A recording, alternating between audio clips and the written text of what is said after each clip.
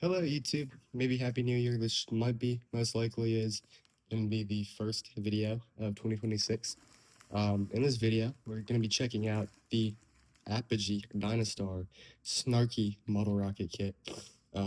Excuse this lame white backdrop as opposed to the lined one that we've been seeing. I can't find the mat that I use to make the little backdrop.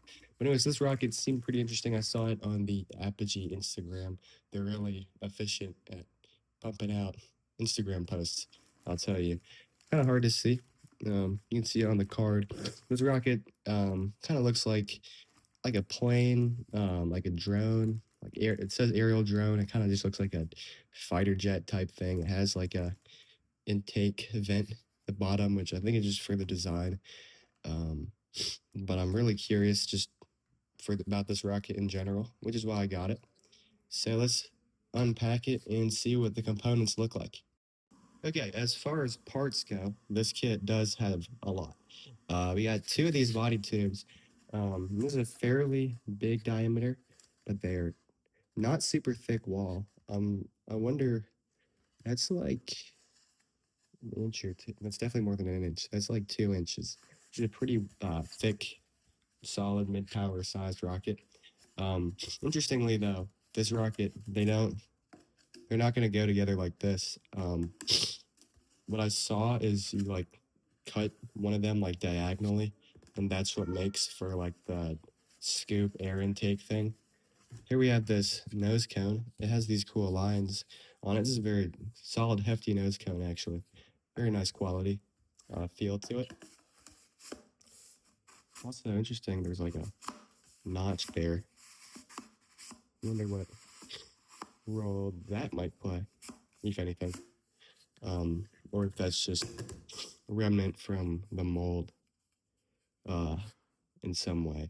Maybe for some kits, maybe this is probably a reused nose cone, and you'd cut it along this line in some kits to make like a like a payload bay, and then you just glue, like you cut it here, you glue the top part to the top, and then the bottom would go at the end, and that would make the payload bay. Though I'm not sure how you'd connect this part in that case. But that's my best guess. And here we have for the first set of wooden cut stuff. This is all laser cut, so this all is really ready to come out.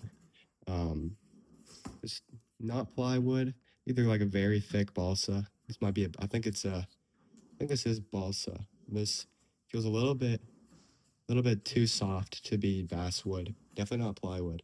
I think this is just a very thick, dense balsa. All right, next set of parts. Okay, here we have the second set of parts. More, this is like, these ones already came out, both these fin type things, almost like wings. I think they actually will pretty much be wings on this rocket. One question that has been answered for me is that this does have traditional recovery. I wasn't sure if it would like fly down like a glider, but no, it does have a parachute. This is just a plastic parachute, very large one, 32 or 24-inch parachute. I wonder what will be recommended. But yeah, you have to cut that out all on your own. Big length Kevlar shock cord, motor mount hook, motor mount rings, centering rings. I'm not sure what this one would be for. And then these two, I believe, are kind of like a jig for, because as I was saying, right, you'll have your two body tubes, and you need to cut them in like a certain way. And this will serve as like a sort of guide or jig for that.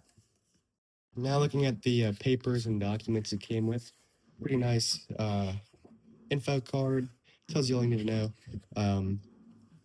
Good amount of motor options.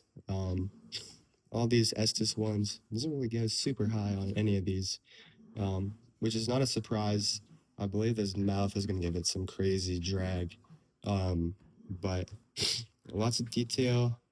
here, just I always like about the Estes, or sorry, Apogee slash DynaStar kits. Here's ooh, some hefty instructions. Let's pull out these decals real quick. Excuse my dog. A lot of decals. Pretty cool. That U.S. Air Force. Yeah, like the mouth, eyes, and make that like shark face pattern, which is super cool. I see more. Yeah. Ooh, that is a lot of instructions though.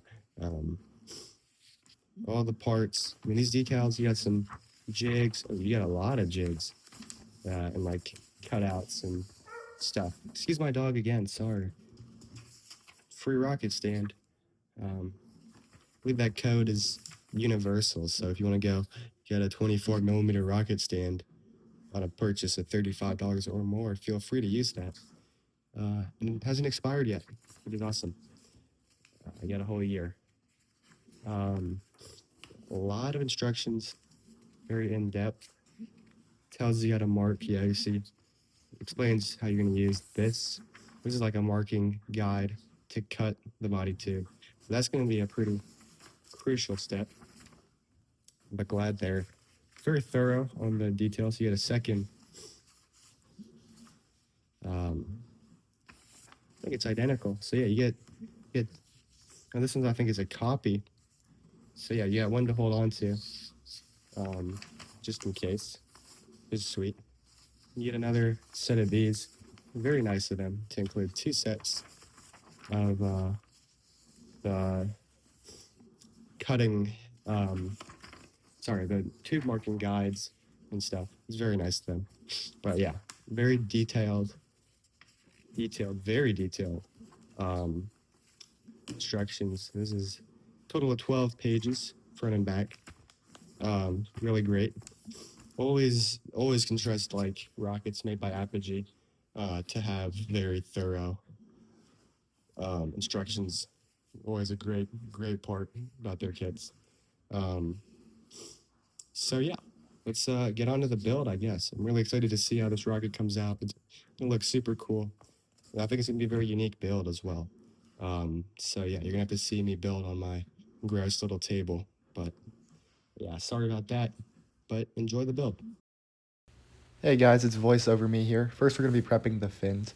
I want to note for this build, I'm not going to show past like assembling the scoop because after that, it's just like gluing fins, tying parachutes. It's all the same kind of thing. So I'm going to just go up to there. Anyways, lots of fin sanding. There are a lot of little like wooden pieces that first we're going to sand up. I didn't round out the edges just to simplify some things because you have to glue a couple parts together. More than a couple, I guess. They'll come together in a bit, you'll have to see. This is the motor mount. It actually comes with 2. There's a longer one and a shorter one. I use the longer one because you might as well. I mean, I really don't see a point to using the shorter one because you can still use like shorter motors with a longer motor mount, but you can't with the other way around. So like, let's not limit our options when we don't have to. You know what I mean? We're using the Kevlar shock cord, and we're gonna attach that onto the motor mount. There's a nice anchor point. Pretty simple stuff right there. And we're going to put that into the rocket in a second. Now we're actually going to be marking out one of the fins, and as you can see, we're going to cut it out. Now that part wasn't too bad, cutting out like the scoop shape. Then you have to cut it in half, which isn't as easy. Way harder, but we got that done. Put that in the jig, and here we go. Now we got the finished product. Check it out. Look at this awesome view of it.